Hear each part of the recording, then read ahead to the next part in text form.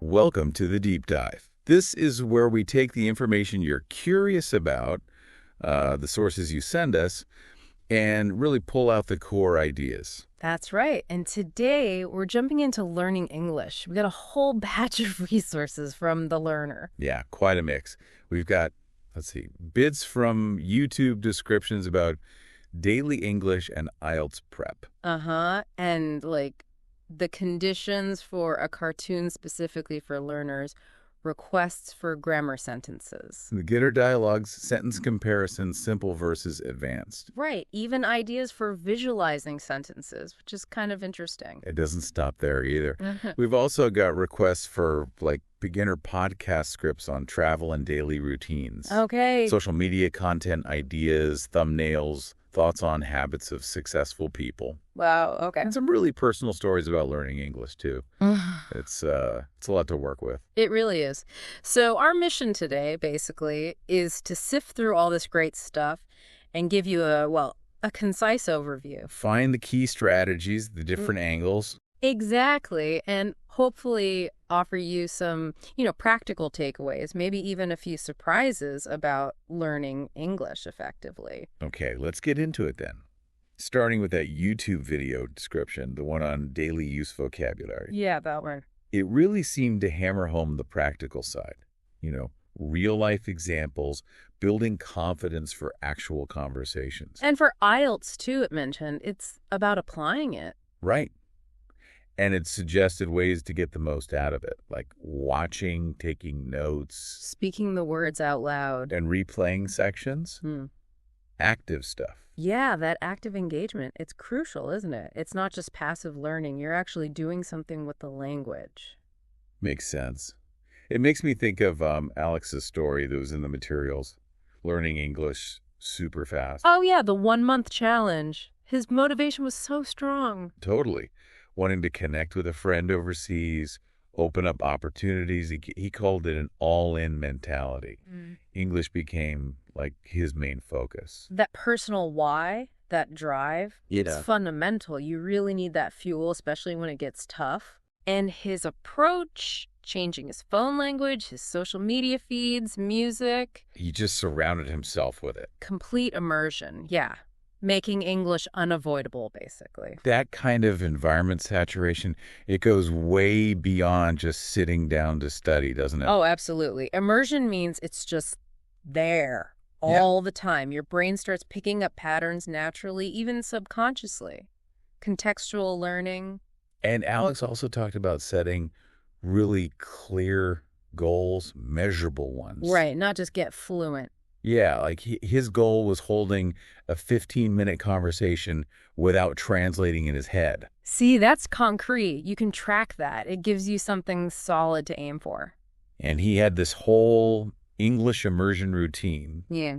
Dedicated time slots for different skills. Listening, reading, speaking, vocab, writing, the whole package. Yeah. And consistency was key. He mentioned setting weekly goals, too, just to keep the momentum going. Small wins, yeah. They add up. It keeps you motivated. Okay, so here's where I thought it got really interesting. This whole idea of full immersion and deliberately stopping the translation in your head. Ugh. Ah, yes. Trying to think directly in English. He compared it to how babies learn, just absorbing it directly. It's a great analogy, actually. Yeah. Because translating constantly, while it feels helpful at first, can become a crutch. It slows you down. So forcing your brain to build those direct connections in English. Exactly. Forging new pathways. Understanding the language from the inside out. Sort of. And he had practical tips for that, didn't he? Watching videos with English subtitles initially. To get your bearings. But then gradually turning them off. Right. And the active thinking part. Asking yourself simple questions in English, describing your surroundings out loud. Might feel a bit weird talking to yourself. Maybe. But it's super effective for activating the language. Low-stakes practice for pronunciation. Sentence structure. And he even started dreaming in English. That sounds like deep immersion working. It really does. It suggests the brain is processing it even, when you're asleep. It's becoming internalized. Okay, let's talk vocabulary. The sources mention different ways to approach it. There's the classic rote memorization. Flashcards, lists. Yeah. But Alex, and that YouTube description too, they really pushed learning phrases in context. From real stuff, like videos, podcasts. Which makes so much more sense, doesn't it? You see how the word is actually used, its nuances, the words it hangs out with. Right. Not just a definition. Alex had that catch and repeat method. Yeah, grabbing the whole sentence the word was in. And then making your own examples using it. That's much stickier than just memorizing isolated words. Context plus creation. And then, crucially, making an effort to actually use those new phrases, like throughout the day, in writing, speaking. Active recall again. Got to pull it out of your brain and use it to make it stick long term. He had other ideas too, like visual flashcards with full sentences and pictures. Making it multisensory. And that one phrase per hour game. Sounds kind of fun, actually. Yeah, gamifying it a bit. Keeps it engaging. Forces you to actively retrieve and use the language. And he also stressed learning words related to your interests.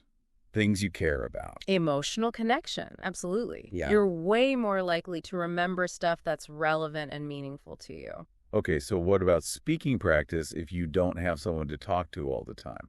The sources had ideas for that too. Yeah, practicing alone is definitely possible. Alex mentioned the mirror method. Right, rehearsing introductions or conversations while looking in the mirror. Watching your expressions, body language. It's great for building confidence. Figuring out how you come across without the pressure of a real interaction. And shadowing. Oh, yeah. Shadowing is fantastic. Listening to a native speaker and trying to repeat what they say at the same time. Sounds tricky. It can be at first. But it's amazing for improving your rhythm, your speed, your intonation, like mimicking their melody, using interviews, vlogs, different styles. And then the slightly scary one. Yeah. Recording yourself. Yes. Just 5 minutes a day talking about different things. And then listening back. I can see how that would be helpful, even if it's a bit cringeworthy at first. It can be confronting, yeah. But you spot things you'd never notice otherwise. Pronunciation issues where you hesitate, filler words, invaluable feedback. Some sources even mentioned using AI voice assistants for basic practice. Sure, why not? For getting comfortable just forming sentences out loud, it can be a good starting point. And Alex had that think, speak, repeat loop idea. Practicing saying the same thing in different ways, that builds flexibility, doesn't it? Like fluent speakers do. Of course, learning any language, it's not always smooth sailing, is it? There are always going to be those dips in motivation, moments of feeling stuck. Oh, completely normal. Frustration is part of the deal. Progress isn't a straight line upwards. Plateaus happen. You just have to expect them, I guess. Pretty much. The trick is not letting those feelings completely derail you. Acknowledge them, but keep going. And Alex and some other sources had strategies for that, like remembering why you started in the first place. Going back to that initial motivation, yeah. Reminding yourself of the goal. And looking back at how far you've come. Like listening to old recordings or reading early journal entries. That's a great one. Seeing tangible progress is a huge morale booster. Also shifting focus sometimes. Maybe away from perfect grammar. Towards just communicating effectively.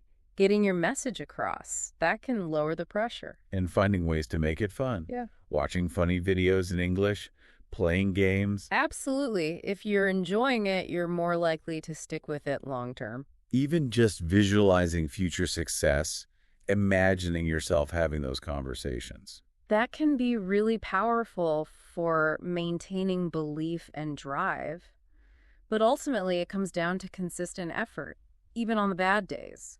Just doing something.